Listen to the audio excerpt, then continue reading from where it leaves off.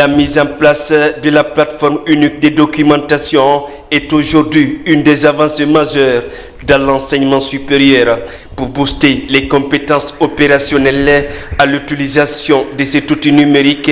Des techniciens sont déployés pour former les principaux bénéficiaires. Dans les universités, les institutions d'enseignement supérieur, il y a un déficit de documentation, ce qui amoindrit en fait la qualité de la formation. Les bibliothèques physiques n'offrent pas la possibilité à autant de personnes d'avoir accès aux numéros qui sont existants. Et puis de notre côté, vous avez aujourd'hui de plus en plus le développement des moyens numériques. L'État nous a donné une opportunité en nous offrant une plateforme de plus de 2 millions de documents. Voici comment on utilise l'utilisation.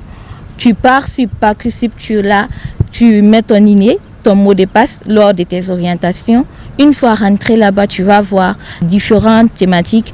Pour réussir le pari, les dispositions sont prises par le département afin de permettre une utilisation rationnelle et judicieuse des ressources documentaires disponibles. Aujourd'hui, l'accès à la documentation va être davantage facilité et ça fait partie de la qualification du système d'enseignement supérieur et de recherche.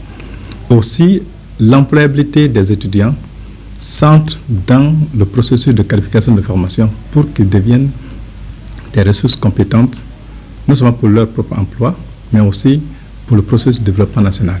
La Guinée, les enseignants guinéens étaient vraiment presque les enseignants pauvres en matière de documentation. Aujourd'hui, cette plateforme Pludoc, alors qui comprend 2 millions d'ouvrages. Avec l'octroi des ordinateurs aux étudiants par le département, le ministre jette les bases réelles d'un véritable développement de l'écosystème numérique. Et puis, comment booster la santé maternelle en Guinée? Acteurs et partenaires se retrouvent à Conakry. Il s'agit de la 3e réunion de serment, un espace pour définir des orientations précises afin de rehausser les indicateurs de la santé maternelle. Reportage Tierno Maroufba, Mohamed Mpati Kamara, Daouda Bansila. C'est la 3e réunion de coordination technique multisectorielle de la santé maternelle, du nouveau-né, de l'enfant, de l'adolescent et la nutrition. Ce rendez-vous de Conakry réunit l'ensemble des acteurs engagés dans l'amélioration de la santé de la mère et de l'enfant et les inspecteurs régionaux du pays. Au-delà de passer en revue nos interventions, que c'est aussi un moment de partage de ce qui se fait dans les autres départements, donc de renforcement de la collaboration, aussi bien au sein de nos départements, à l'intérieur même du ministère de la Santé, mais aussi renforcer la collaboration entre les autres départements. À notre retour dans nos régions, nous avons à faire la restitution de toutes les recommandations qui vont découler de cette réunion, mais aussi faire des plans d'action détaillés pour permettre vraiment d'améliorer tous les indicateurs de la SR Mania. Au-delà d'être une coordination, la SR Mania est une plateforme d'échange et de partage d'idées. À cette 3e réunion, les acteurs ont élaboré le bilan de cette coordination au compte de l'exercice 2024.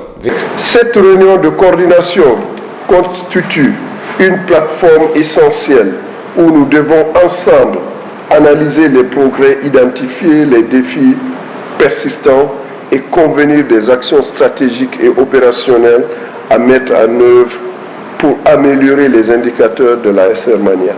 Au sortir de cette réunion de Conakry, des recommandations ont été formulées. Elles vont dans le sens du renforcement de la planification, de l'optimisation des interventions en faveur des populations les plus vulnérables. Santé Bokeh, l'hôpital régional aura bientôt une centrale d'oxygène.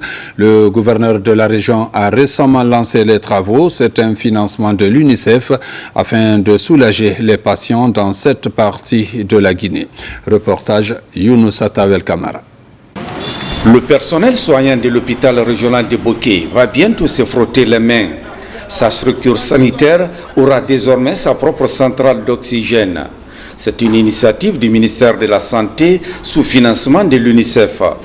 La réalisation de cet édifice public qui reçoit tous les jours les patients venus de partout pourrait contribuer davantage à offrir un service de santé de qualité pour sauver des vies. L'oxygène est très nécessaire pour la prise en charge de beaucoup de malades. Nous remercions le général Mamadi Doumbouya qui ne ménage aucun effort pour faciliter les actions de la santé dans la préfecture de Bokeh. La pose de la première pierre de la construction de cette centrale d'oxygène constitue un ouf de soulagement. Si l'État, à travers la vision du chef de l'État, le général d'armée Mamadi Doumbouya aujourd'hui, on a l'opportunité d'abriter la fabrication de l'oxygène sur place, on ne peut que s'en réjouir. Après la pose de la première pierre par le gouverneur de la région de Bokeh, les ouvriers de l'entreprise en charge des travaux s'activent à respecter le délai contractuel